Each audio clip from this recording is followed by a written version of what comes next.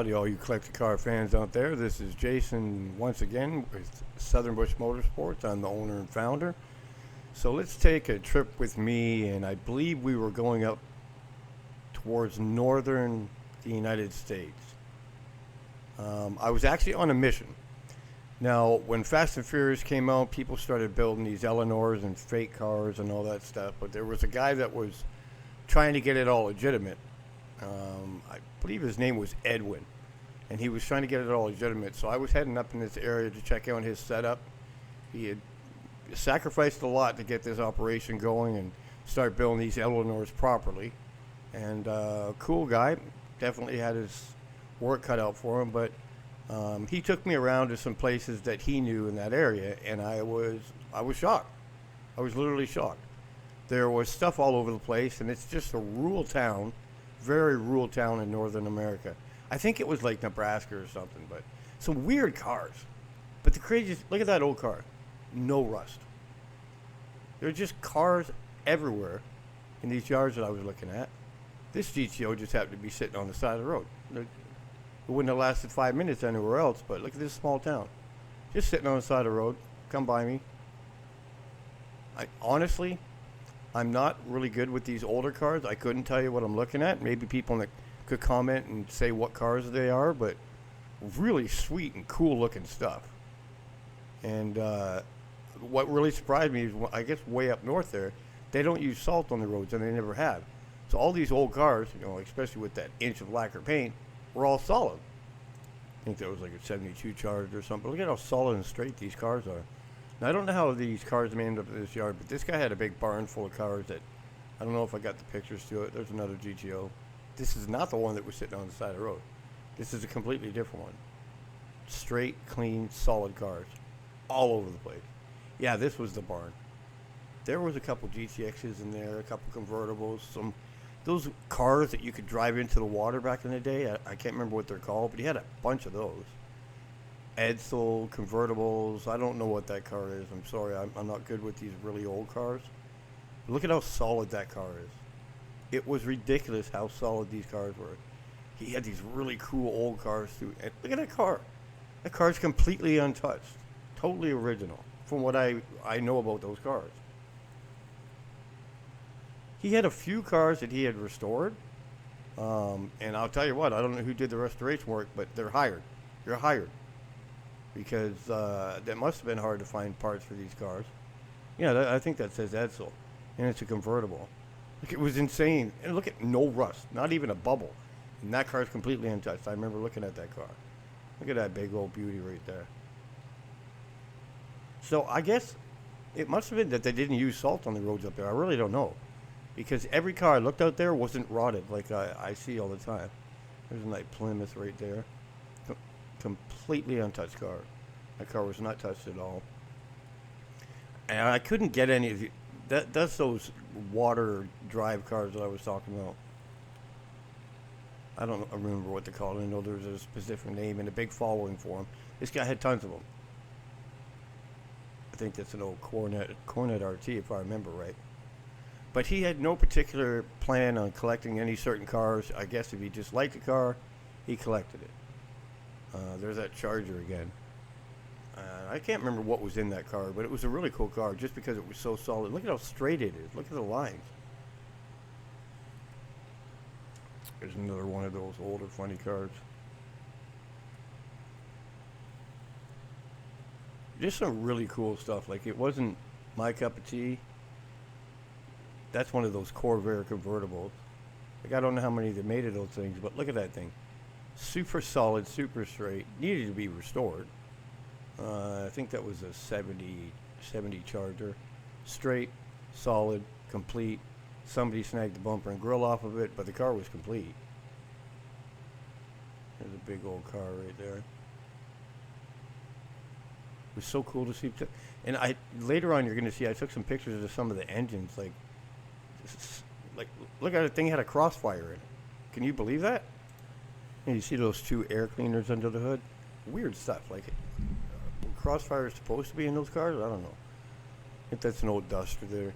it was a really cool place because most of these pictures are taken at this one place. Some of them were taken in a different place. Most were here. That was a 68 Charger, literally sitting on the side of the road. Nobody stops to pick it up. Nobody buys it. Look at how solid and straight that car is. Ridiculous. Think that was an old Fury convertible. Again, look at the car. Pay attention to the car. No rust. So they didn't use salt on the roads up there, and must not. That's one of those old Edsel things, I think. But, you know, he didn't restore any Hemi cars or Cudas or Camaros or anything like that. He liked to restore these old, I guess you could say, forgotten cars. And he put a lot of money into these cars, man. I'll tell you what. He had some money in these cars. But they were absolutely beautiful. Most of them were completely untouched cars. That one right there, I don't even know what that is right there, but maybe in the comments people can say something about it, but it's just mind-blowing. This was a separate GTO, aside from the other two that was for sale. I don't know, maybe they ran moonshine back over there at that time.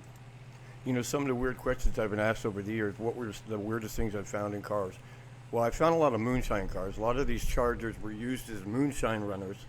Chargers like that. Look at that car. Good God, look at how solid and straight that car is.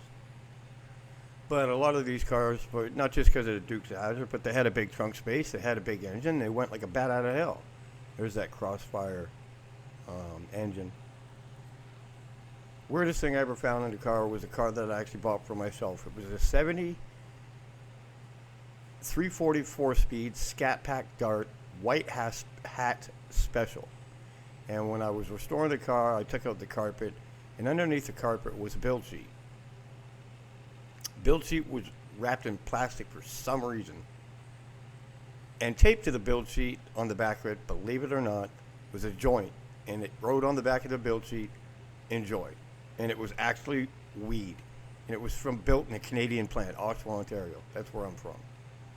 I kid you not, there was a marijuana joint attached to the back of the build sheet, and it said "Enjoy." I don't know if the guy was getting fired that day or just wanted to make history, but I tried to smoke it, and I puked like you wouldn't believe because it was bad. I think that's a 69 GTX. A 68 GTX. You got to remember, when I name these engines wrong, or I name these cars wrong, or I get the year wrong, I'm old.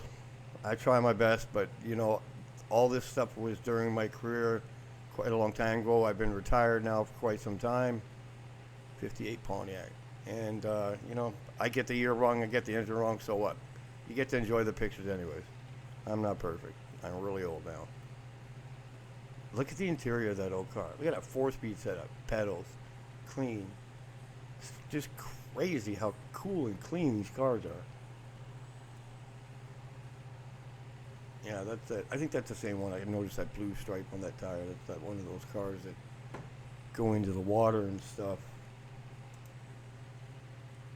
Hello. Well, that looks like a 426 Hemi engine if I've ever seen one myself. And for the weirdest reason, I don't know how this guy got a hold of them, but they were all over the place. There's a nice little old setup right there. This guy had Hemi engines all over the place. I swear to goodness, I couldn't believe it. But, you know, it's frustrating, especially being in the business. That's a Crossfire right there. I can't take everything with me. I can't load everything on my trailer. It was a single car long trailer, but it was a single car trailer. But I'll tell you, I never came home empty-handed. If it was a deal and I saw something, even if I was just documenting cars, I always brought something home with me. So this isn't a Tales from the Bush where I uncover a 71 Hemi Cuda convertible, which I've uncovered too.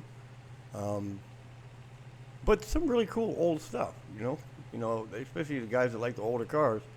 There's that. Look at those Hemi heads. Like, it's just, you know, when you get into restoring cars like this and get into the car business the way we do, you don't throw stuff out because you never know when you're going to need it for the next car. And this guy was a prime example that there was parts everywhere, valuable parts everywhere, fenders, doors, hoods, all over the place. That was I don't remember what that was, but it was in that gold Edsel, I think it was. Pretty sure it was that gold Edsel. And sometimes these guys are weird. Like, I don't even know what this setup was here, but I had to take a picture of it. He dedicated the corner of his garage to it. That's one of those old 353 Hemis or 351 Hemis, something like that. Spark plugs are in the head. Those were Hemi heads. I took a picture, a close-up of that Crossfire because it was really cool. I'd actually, until I saw this car, I'd never actually seen one of them up close before. Pretty cool. It was a good trip. Weird trip. Nothing fancy, but, you know, it was part of the job. So thanks for coming by and checking out another Tales from the Bush. And don't forget to like and subscribe. And remember, we are a consulting business, so we can help you out with all your needs. Thanks for coming by.